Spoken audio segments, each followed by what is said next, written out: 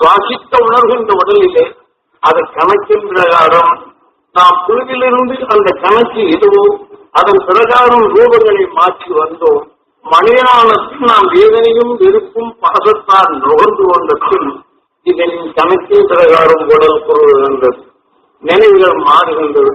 இதன் உணரின் நன்மை உடலை விட்டு சென்றபின் நாம் யார் மேலாவது வெறுப்பு வைக்கின்றோம் என்றால் ஒரு நல்ல வெறுப்பா இருப்பாரு. வீட்டில் இருக்கிறவங்க அது சொந்த பந்தங்க அவருக்கு அதிகமா பங்கு போடுறவங்க இது பண்ணாலும் சரி, எப்ப பார்த்தாலும் சொல்லி நல்லா கொண்டாடுறாங்க, சாப்பாடு கொண்டாடுறோம்னா கத்துவாங்க. இது எல்லாம் அனுபவக்கூடியமா குருநாதருக்கு தெளிவாக காட்டுங்க.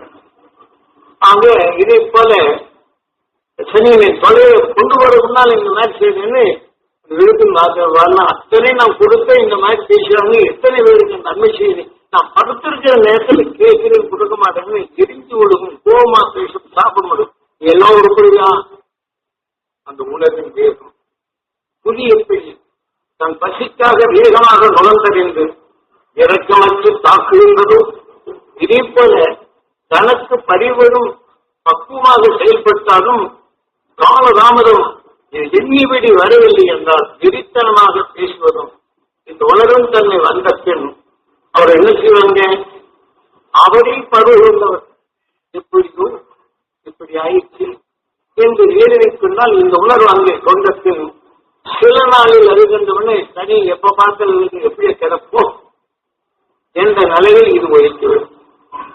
அப்போ ஒதுக்கி விட்டவுடன் என்ன ஆகின்றது, பாடு அன்னைக்கெல்லாம் இப்படி பேசுறானே இப்படி பேசுறானே என்ற யாருமே நினைவுண்டு ஆன்மா உடலை விட்டு செல்லுகின்றதோ அவர் உடலுக்குள் சென்று இதே வேலை செய்யும். நீங்க பார்க்கலாம், அவர் குடும்பத்தில் இருந்து அத்தனை பேருக்கு வெத்தனை பேருக்கு கைகால் சொன்னார்.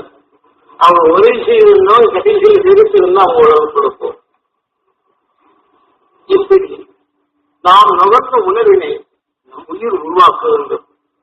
ஆக இங்கே எல்லாவற்றையும் தெரிந்து கொள்கின்ற பல கோடி சரீரங்களிலிருந்து தீமைகளை தெரிந்து கொண்ட நாம் காட்டுகிறேன்.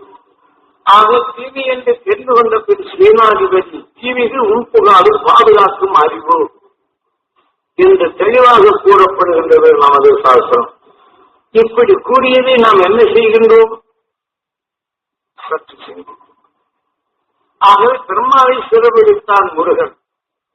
நாம் இந்த ஒவ்வொரு பொருளையும் இந்த விஞ்ஞானி தனது நிலையை உலகின் துணை கொண்டு அவன் கண்டறிந்த நிலையை இன்று சாதாரண ஆட்டுகளில் உள்ள செல்களை எடுத்து ஆக 3 ஆட்டுகளில் உள்ள 3 விதமான செல்களை எடுத்து ஒன்றாக இணைத்து அதை ஒரு ஆணாக இதன் புதுவிதமான உருவங்களை உருவாக்கலாம். இதே மாதிரி ஒரு ஆட்டின் செல்லையும் ஒரு குரங்கின் செல்லையும் மற்ற இதைப்போல பல கலைகளை சேர்த்து அதன் உணர்வின் தன்மை மாற்றப்படும் போது ரூபமாக மாற்றுகின்றோம். இன்று நாம் பார்க்கின்றோம் மனித உடலில் உள்ள செல்லையும் மற்ற நிலைகளையும் சேர்த்து நாய்களை உருவாக்குகின்றான் மனித முகம் போன்று. ஆக மற்ற உடலின் தன்மை கொண்டு நீர் யானையின் உணர்வின் செல்களை எடுத்து மனித உடலுக்குள் வரும் இந்த உணர்வின் செல்லை எடுத்து மற்ற நாய்களை வரக்கூடிய செல்லை எடுத்து நாய்கள் ரூபங்களை பல நிலைகளை ஆக்குகின்றான் விஞ்ஞானி. ஆனால் விஞ்ஞானி தீமைகள் என்ற நிலைகளில் இருந்து விடுபட்டு தீமையை வென்றிடும் உணர்வை தனக்குள் கவர்ந்து தான் பெற்ற நிலையை தன் மனைவி பெற வேண்டும் என்று உணர்த்தி அந்த உணர்வின் தன்னை அங்கே வளர்த்து கணவன் உயர்ந்த நிலையை பெற வேண்டும் என்று ஏங்கி அதன் உணர்வை அங்கே வளர்த்து அதன் வழிகொண்டு தன் மனைவியின் நிலையை உயர வேண்டும் என்றும் தன் கணவனின் நிலையை அதனுடைய அகற்றிடும் ஆசையின் கணவர் பெற வேண்டும் என்றும் இருளை அகற்றிடும் அந்த சக்தியின் மனைவி பெற வேண்டும் என்று இரு உணர்வும் நுகர்ந்து உணர்வை உருவாக்கி எதிரே இரத்தத்தில் கலந்து தன் உடலுக்குள் இருக்கும் அனைத்து அகற்றுகளுக்கும் இதை உணர்வை ஊற்றி இந்த உணர்வின் துணை கொண்டு நஞ்சினை வென்றிடும் உணர்வினை வளர்த்தான் மெய்ஞானி. இயற்கை எப்படி வளைந்ததோ இயற்கை நாம் நுகர்ந்தது பரிணாம வளர்ச்சி அடைந்ததோ பரிணாம வளர்ச்சி தன் சந்தர்ப்பத்தால் புகழ்ந்தவர் அகசியன் அணுவை அழிந்தான், இயக்கத்தை அறிந்தான், துருவன் ஆனான், துருவத்தின் ஆற்றலை அறிந்தான், உணவின் தன்மை நுகர்ந்தான், தான் திருமணமான தன் மனைவிக்கு உபதேசித்தார். உணர்வின் ஆற்றலை பெருக்கும் இருவரும் ஒன்றினர், இருவரும் ஒன்று இணைந்தனர். இந்த உணர்வின் தன்மை வளர்த்தனர். இந்த வாழ்க்கை வரும் நெஞ்சினை வென்றனர்.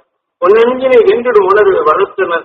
இதை கூர்மையாக உற்று நோக்கி தம் பூமிக்கு இந்த உணர்வு வருகிறது என்று உணர்வை நுழைந்தனரோ அதை உருவாக்கினர். இருவுயிரும் ஒன்றாய் பஞ்சினை வென்றிடும் உணர்வை இரு உடலையும் உருவாக்கினர். இருவுயிரும் ஒன்றானர். பின்னுலகம் சென்றனர். இன்றும் துருவத்தில் நிலை கொண்டனர். ஆகவே நாம் பூமிக்கு வரும் நிலை மற்ற தாவர இனங்களுக்கு வரும் உணர்வுகளை தனக்குள் உணர்வு வழியாக மாற்றி இன்றும் நிலையான சரீரமாக இருக்கும். ஆக உயிர் தோன்றியத்தில் மனிதனானத்தில் தன்னில் தான் அறிந்து உணர்வினை உருவாக்கிக் கொண்டவர்கள். இப்ப நாம் சந்தர்ப்பத்தில் இயற்கையின் வளர்ச்சி ஆக இன்று மான ஆற்றை பார்த்து உணர்வின் தன்மை வளர்ந்த பின் அது கொடூர உணர்வில் இருக்கும் நுகர்ந்த பின் இதனில் விளைந்த பின் அதன் நினைவாக்கி இந்த உயிர் வெளிவந்த பின் புலியின் உடலுக்கு சென்று புலியாகப்படும். ஆகவே இன்று நாம் மனிதன் ஒரு சந்தர்ப்பத்தால் அவன் நுகர்ந்த உணர்வுகளும் கடும் நோயானால் அதை நாம் கேட்டறிந்தால் அவன் உணர்வு வெளிப்படுகின்றது, நமக்குள் பதிவாகின்றது. ஆக எவன் உடலில் இங்கு விளைந்ததோ அது நமக்குள் அணுவானது. அந்த உணர்ச்சிகள் ஊற்றி அதை உணவாக கொடுத்து வளரப்படும் போது அந்த மனிதன் இறந்தால் இந்த உடலுக்குள்ளேதான் தஞ்சமாகின்றது. வேதனை உணர்வு உருவாக்கி இந்த உடலின் சீரழித்து நஞ்சினை வளர்த்து வெளிவந்த பின் நஞ்சின் ரூபம் கொண்டு நஞ்சி உருவாக்கும் உணர்வின் அணுவாக உடலாக உருவாக்கி அதன் பரிணாம வளர்ச்சி நீதியாக செய்யும். இது மனிதனின் வாழ்க்கை பரிணாம வளர்ச்சி. மனிதனான பின் பதிவும் பண்பும் அன்பும் கொண்ட நாம் பதிவுடன் செயல்படும் நிலையை கொள்கின்றோம். கடைசி நாம் பக்தி எல்லாமே செய்தான் என்னை ஆண்டவன் சோதிக்கின்றான். அவர் யார் சொன்னாலும் கேட்க ஆணையத்தை ஆண்டவன் என்னை ரொம்ப சோதிச்சிருக்கான். நான் எல்லாத்தையும் எத்தனை கர்மம் பண்ணி நீங்களே பார்த்திருக்கீங்களே நான் சொல்லுவாங்க. எத்தனை பேருக்கு நன்மை செய்யணும் அப்படின்னா அவங்ககிட்ட விளைஞ்சது தனக்கும் நுகர்ந்து இருக்காங்க. எத்தனை பேரும் தொடச்சிருக்காங்க கேட்டா தெரியாது. ஏதாவது தொடச்சிருக்கிறோமா? வளர்ந்தோம். இயற்கை நிலைகளில்தான் வளர்கின்றோம். எது வளர்ந்ததோ அதன் நிலைகள் நஞ்சின் தன்மை வளர்ந்தால் ஆக ஒளியின் தன்மை சூழ்கின்றது. இன்னும் நெருவன் தன்மை சிந்திக்கும் தன்மை வருகின்றது. இந்த உடலை விட்டு நாம் இழந்து மற்ற நிலைகளை பெறுகிறோம். இதிலிருந்து நாம் எப்படி மீள்வது? இதை சிந்தித்துப்பார். இதையெல்லாம் நீங்கள் தடை செய்வதற்குத்தான் உங்கள் உணர்வினை பதிவாக்கி என் அனைவருந்து காலை துருவ தியானத்தில் எப்போதும் நீங்கள் ஏற்க வேண்டும். அந்த உணர்வினை உங்களுக்குள் உருவாக்க வேண்டும். உங்க பார்வையில் பிறருடைய தீவிகள் போக வேண்டும். உங்க மூச்சலைகள் இன்று விஞ்ஞான அறிவால் வந்த கடு விஷயங்கள் பறையெடுப்பதை விஷயத்தை அடக்கும் ஆற்றல் உங்களில் உருவாக்க வேண்டும். இவன் செய்வான் அவன் செய்வான் என்ற கூட்டமைப்பாக நம் உலகின் தன்மை கொண்டு உலக மக்கள் நலம் பெற வேண்டும். உலக மக்கள் ஒன்று சேர்ந்து வாழ்தல் வேண்டும். அருள் ஞானம் இங்கே பர வேண்டும். அருள்மொழியில் இருளை அகற்றும் ஆற்றல் நம் பூமியில் பரவ வேண்டும். நம் மக்கள் அனைவரும் அது பெற வேண்டும் என்ற உணர்வை நமக்குள் வளர்க்க வேண்டும்.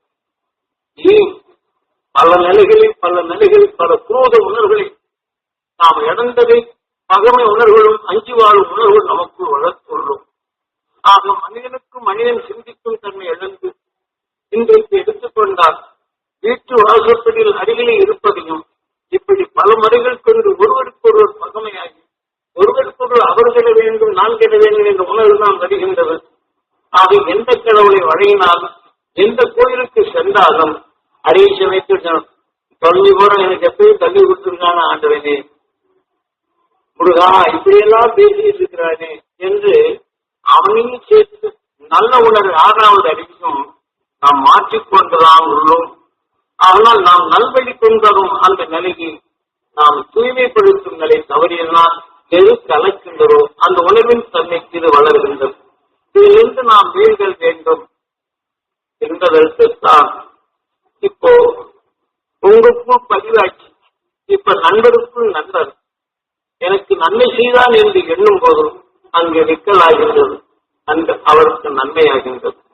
ஆக மனிதனின் வாழ்க்கையின் சந்தர்ப்பத்தால் ஒருவருக்கொருவர் குறை கொண்டும் அதனால் தொழில்கள் நலிவுண்டு போகும்போது வாழ்க்கை கண்பட்டது என் குடும்பமே தொலைஞ்சது அவன் உருப்படுவானா உணர்வுகள் விளைவித்து அவர் உடலிலே விளைந்த உணர்வுகளும் இந்த அலைகளாக படரப்படும் போது இந்த நினைவினை அங்கு எண்ணும் போது அங்க கணக்கு எழுதியிருந்தால் தப்பா போகும், உணவு உட்கொண்டிருந்தால் குறைபோடும், கார் ஓட்டிக் கொண்டிருந்தால் சிந்திக்கும் தன்மைகளுக்கும் ஆட்சிந்தார். ஆக இதே போல ஒரு சரக்கை எடுக்க சென்றால் வெறுப்பின் உணர்வு வரும், தெளிவான சரக்கை எடுக்க முடியாது. ஆக இதை போன்ற உணர்வுகள் அந்தந்த காலங்களில் நாம் நுகரும் உணர்வுகள் கண்ணிலே பாய்கின்றது. ஆக கண்ணின் உணர்வலைகள் எதுவும் அதற்கு ஒப்பதான் இந்த பொருளை தேர்ந்தெடுக்கின்றது. ஆகவே இன்று கண்ணன் துயிலை உடைந்தான். நாம் தெளிவான மனம் கொண்டு வந்தால் பிறர் செய்யும் தவறை உணர்ந்து விடலாம். ஆக தவறு செய்வது உணர்வை நீங்கள் நுகர்ந்து விட்டால் ஒரு பொருளின் தரத்தை நாம் காண முடியாது. ஆக நாம் எந்த தரங்கெட்ட நிலைகளில் அவன் பேசினாலும் அது உணர்வு நமக்கு வளர்த்து விட்டால் நல்ல சரத்துக்கு பதில் இந்த உணர்வு குப்பதா அந்த உணர்வுகள் இணைந்து இதுதான் சரி என்று வரும். ஆனா அது சமயம் இல்லை சரியில்லைன்னு சொன்னால் இவருடன் பகுதி கொள்வோம் கட்டியா தெரிஞ்சு பார்த்தியா இப்படி பகமைகள் உருவாகும். இதை போன்ற நிலையில் நாம் தவறு செய்து வரவில்லை. சந்தர்ப்பத்தால் நுகர்ந்த உணர்வுகள் நம்ம நினைவாற்றலை மாற்றுகின்றது. அதன் வழி வியாபாரங்களில் பல முறைகளில் நஷ்டமாகின்றது. ஆகவே இவ்வாறு இங்கே ஒருவருக்கொருவர் சண்டையிட்டு விட்டு அமெரிக்காவில் தான் நம்முடன் நுகர்ந்த உணர்வு நமச்சிவாய உடலாகின்றது. அது நமக்குள் வினையாகின்றது. அவர் உடலில் விளைந்த உணர்வு உருவானது அவர் உடலிலே. அவர் உடலிலே விளைந்த உணர்வலைகள் வெளிவருவதை சூரியன் எடுத்து வைத்துக் கொள்கின்றது. சூரியன் எடுத்து வைத்ததை இந்த உயிர் அது அணுவாக மாறிவிட்டால் கோழி எப்படி முட்டையா இருக்கும் போது அடை காக்கின்றது. அது குஞ்சியாக வந்த பின் முட்டை ஆவதற்கு முன் அது எதனுடைய இணைந்ததோ அது எண்ணி சேரும். ஆக அந்த உணரின் அலைகளை சேர்த்து அதன் ரூபத்தை மாற்றுகின்றது. ஆனாலும் அந்த முட்டையானத்தில் அந்த குஞ்சியின் நிலையை அடை காக்கின்றது.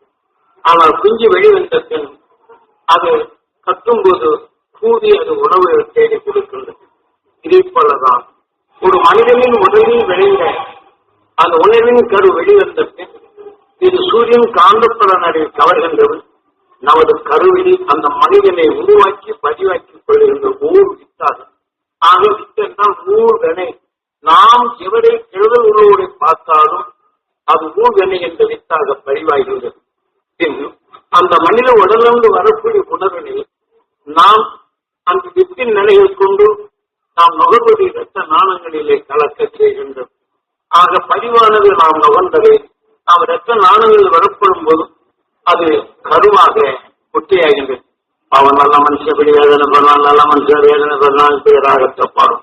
இந்த உணர்வின் தன்மை கூடி தேர்வுவத கணக்குள் வந்த பின் இந்த உயிர் அந்த உணர்வின் அந்த எலக்ட்ரிக் இப்ப எப்படி ஒரு முட்டையை எந்திரத்தில் வைத்து அதற்கு தகுந்த சீதோஷனை கோழிக்கா அடைக்காப்பதற்காற்றும் அந்த முட்டையை அதுக்குள் வைத்து இந்த உணர்வின் வெப்ப நிலையை கொண்டு அணுக்களின் துடிப்பை இயக்கி விஞ்ஞானம் இந்த திறமை உருவாக்க செய்கின்றது. இதே போல அப்படி உருவாக்கினாலும் எந்திரத்திலேயே பல அணுக்களின் கருக்களை இணைத்து இவனே உருவாக்குகின்றான். உணர்வின் அமிலங்களை கலந்து ஒரு அணுவின் கருவாக உருவாக்கி இதே வெப்பச்சாக்கி மனித கருவுக்குள் செல்லாதவன் பல கலவைகள் சேர்த்து ஒரு உருவாகும் இங்கு விஞ்ஞானம் உருவாக்குகின்றான். இதை நாம் விஞ்ஞான அறிவியல்களுக்கு இது வெளிவரவில்லை, உருவாக்கிக் கொண்டு உள்ளான். மனிதனுக்குள் செல்லாமலே இன்னொரு உடலுக்குள் செலுத்தாமலே இதற்குண்டான எந்திரத்தை உருவாக்கி இந்த அணு செல்லுகளை உருவாக்கி புது புது உருவங்களை உருமாற்றும் நிலையில் விஞ்ஞானி வந்துவிட்டார். அன்றே சொன்னார், 6வது அறிவு கொண்டவன் பிரம்மாவை செலவழித்தார். உருவாக்கும் திறன் பெற்றது 6வது அறிவு என்று தெளிவாக்கும். பல கோடி சரீரங்களிலிருந்து தீமைகளை வென்று நாம அந்த வென்று வென்று வந்த உணர்வுகள் நமது உடல் தீமை நஞ்சினை வென்று உடலாக பெறுகின்றது. நல்ல உணர்வின் தன்மை நமக்குள் தெளிவாகும் அறிவாக இருந்தது கார்த்திகேயன். ஆக இது தீமை என்றால் பாதுகாக்கும் கவசமாக இருக்கிறது சேனாதிபதி. ஒரு நாட்டுக்கு சேனாதிபதி அந்த நாட்டையை காக்கின்றான். இதே போல நமது 6வது அறிவு இந்த உடலை பாதுகாக்கின்றது என்ற நிலையை தெளிவாக்குகின்றார். அதே சமயத்தில் இந்த தெளிவின் தன்மை கொண்டு இந்த 6வது அறிவால் நாம் எப்படி நஞ்சினை வென்றிடும் உணர்வை நாம் உருவாக்கினால் நஞ்சை வென்றிடும் ஆற்றல் நமக்குள் உருவாகின்றது. ஆக நஞ்சென்ற உணர்வை நுகர்ந்தால் நாம அஞ்சி ஏதோ ஒரு பொருள் வருகின்றது, திடீரென்று ஒரு பாம்பை வீட்டுக்குள் வந்துவிடுதுன்னு எடுத்துக்கொள்வோம். ஐயோ பாம்பு வந்துவிட்டது, பாம்பு வந்துவிட்டுங்கிற நிலையிலே நுகர்ந்தது என்றால் இதை உற்று பார்த்தோமோ உணர்வின் தன்மை பதிவாகி அதனையும் உணர்வை நாம் நுகரப்படும் போது அந்த நினைவு அடிக்கடி தோன்றும். சும்மா கயிறு கிடந்தால் கருப்பா நிலையில் இருந்து ஐயோ பாம்பு வந்து இதை நாம் அனுபவத்தில். ஆக அந்த உணர்வின் இயக்கம் அது எடுத்து தெரியவில்லை என்றால் அந்த நினைவே நமக்குள் வரும்.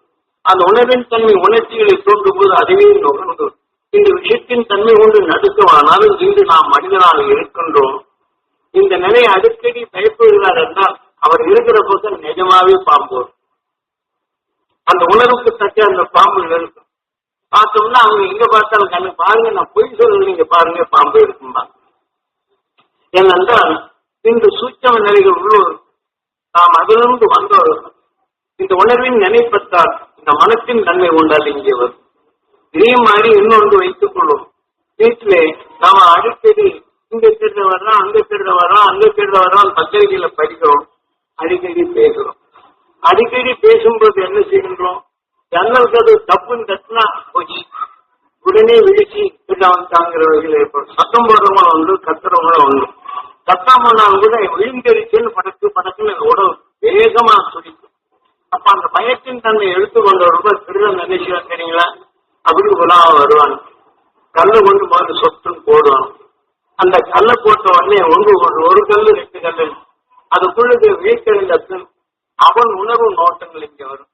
அவன் ரோட்ல போகும்போது அந்த மனம் அவனை இங்க இழுத்துட்டு எப்படி ஒரு கம்ப்யூட்டர் நாம் பரிகாலத்தில் அதன் உணர்வு நிலையாக கேட்கின்றதோ இதற்குள் நமக்குள் பட்டத்தில் அந்த திருடனே நம்ம வீட்டுக்கு வாங்க கூப்பிடும்.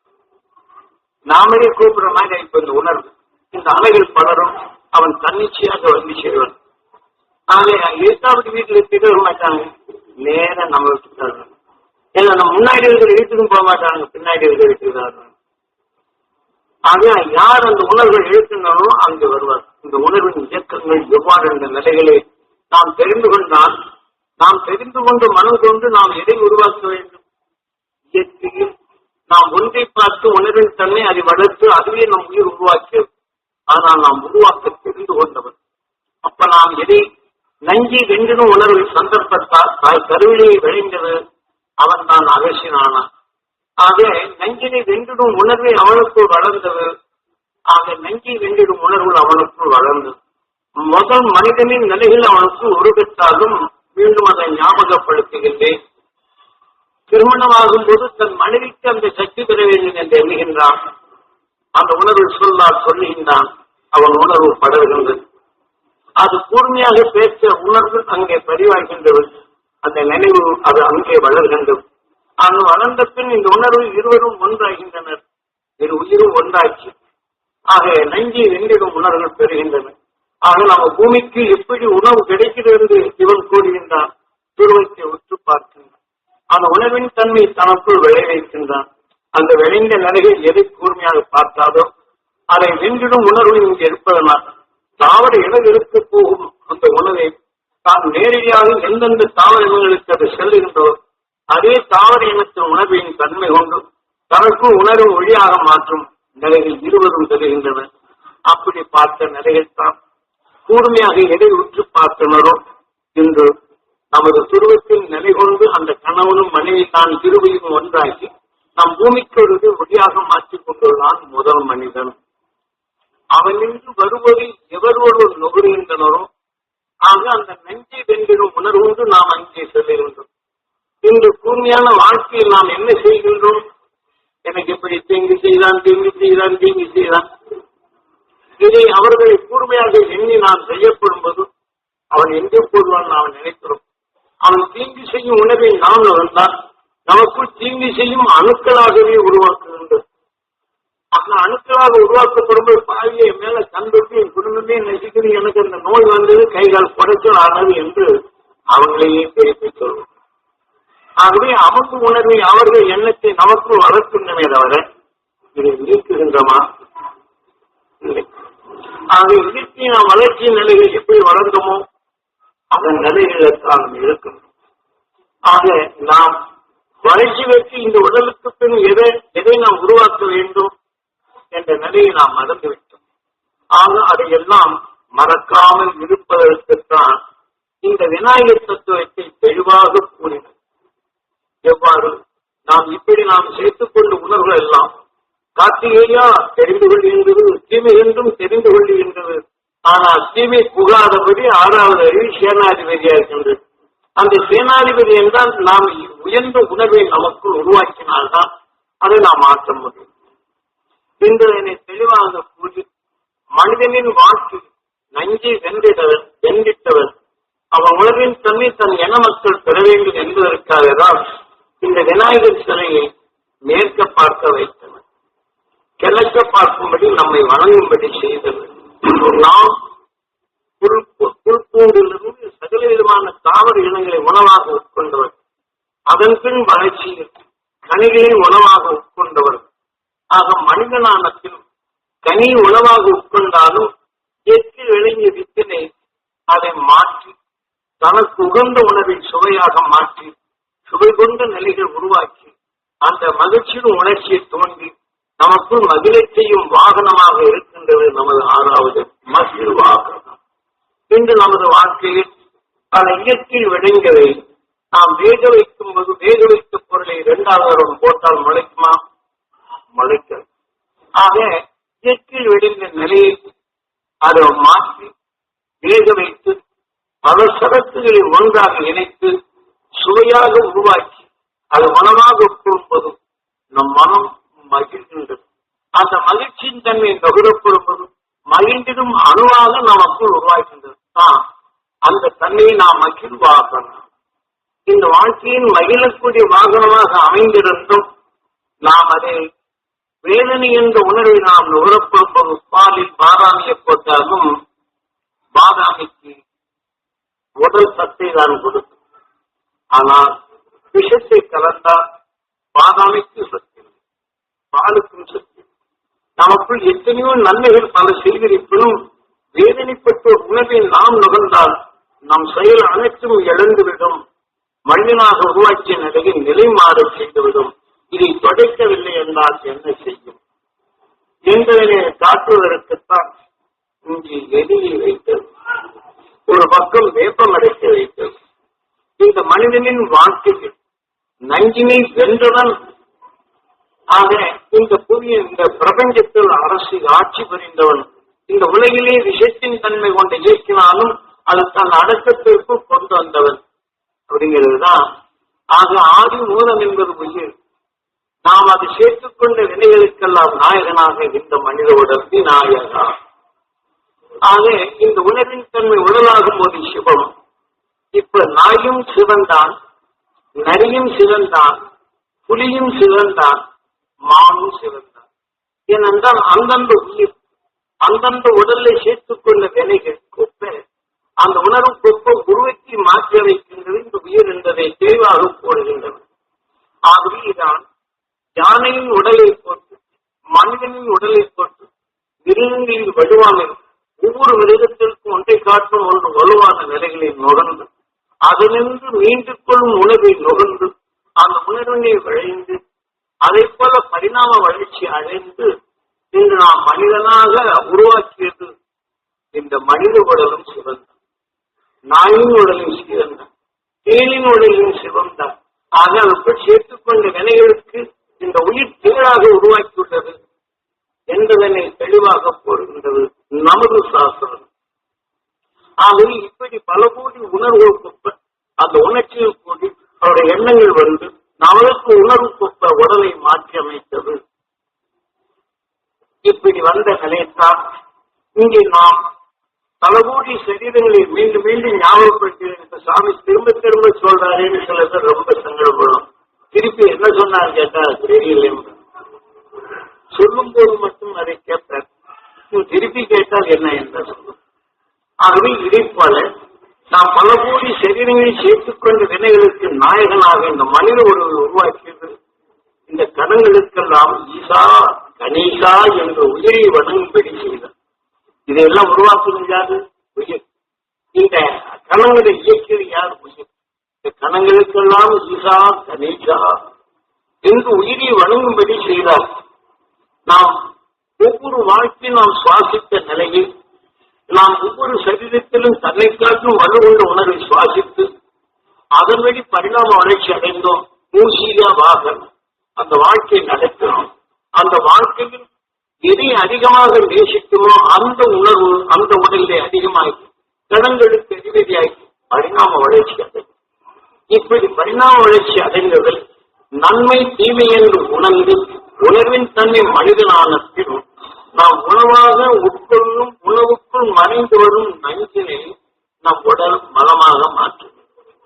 மாதோ தனக்குள் கடினமான தட்டைகளையும் நாட்டமான உணவுகளையும் உட்கொண்டாலும் அதன் மலம் நாடுவதில்லை. ஆக இது நஞ்சை கலந்து நஞ்சினை இணைத்து நஞ்சின் உணர்வினை தனக்குள் சேர்த்து உடலின் வலுவெறுகின்றது. ஆனால் இதற்கொப்ப நாம் அதனை சாணமோ நல்லதாய். இன்று உதாரணமாக எடுத்துக்கொள்ளும். இன்று வெளிநாடு பல விஷயத்தினை தனக்குள் உணவாக உட்கொள்ளுகின்றது. அந்த உடலின் விஷயத்தின் தன்மை தனக்குள் சேர்த்துக் கொள்கின்றது. தாய் கருவிலே இழுக்கப்படும்போது எந்தெந்த செடிகளை அதிகமாக விஷயத்தை உட்கொண்டதோ அதே குட்டி பிறந்த பெண் இந்த தாய் கருவிலே இருக்கும்போது எந்தெந்த நிலையில் அவருடைய சந்தர்ப்பம் அந்த பூமியில் எது கிடைத்ததோ அதை உணவாக எடுத்துச் சொல். இப்ப இந்த இடத்தில் வளரும்போது இந்த விஷ செடிகள் தான் இங்கு இருந்தது. இந்த உணர்வு உட்கொண்டாலும் அதுல கருவுற்ற இந்த குட்டி அடுத்த பக்கம் எதைக்கு வாங்கிப்பானா இந்த மாதிரி செடிகளை தேடிதான் அங்கே செல்லும். அந்த செடி இல்லை என்றால் அதை தேடி போகவில்லை என்றால் வாடி அந்த உணவுக்கு அந்த அணுகளின் உணர்ச்சிகள் எழுதும். இப்போ இத்தகைய விஷச்செடிகளை உணவாக உட்கொள்ளும் அந்த ஆடு தன் உடலுக்குள் விஷத்தை தனக்குள் சேர்த்துக் கொள்கின்றது. ஆனால் அதனுடைய மலமோ வெளிவருகின்றது. அதன் மலத்தை நம் உடலுக்குள் இந்த மூட்டு வலி இதெல்லாம் சரதாங்கி நோய் என்று நாம் சொல்லுகின்றமே. இதே போல விஷயத்தின் நன்மை நாம் நுகர்ந்த அறிவுகள் ஒவ்வொரு மனிதன் நுகர்ந்த நிலைகளை நாம் கேட்டறிந்தால் வேதனைப்பட்ட உணர்வை நாம் நுகர்ந்திருந்தால் அந்த வேதனை அணுக்கள் நமக்கு உருவாகி மூட்டு வாதங்கள் முழங்கால் வாதங்கள் இதே போல நம்ம ஈரக்குலைகள் அந்த உணர்ச்சியை தூண்டத்தில் அந்த அணுக்களின் தன்மை தீர்வதும் இதே போன்ற நிலைகள் உருவாகின்றது. இப்ப அது மலம் என்ற நிலையில் இருப்பினும் அதை சிறிதளவு எடுத்து லேச சூடாக்கி அந்த உணர்வினை நாம் நுகர்ந்தால் உடலுக்குள் இருக்கும் இந்த விஷயத்தின் தன்மை குறைகின்றோம்.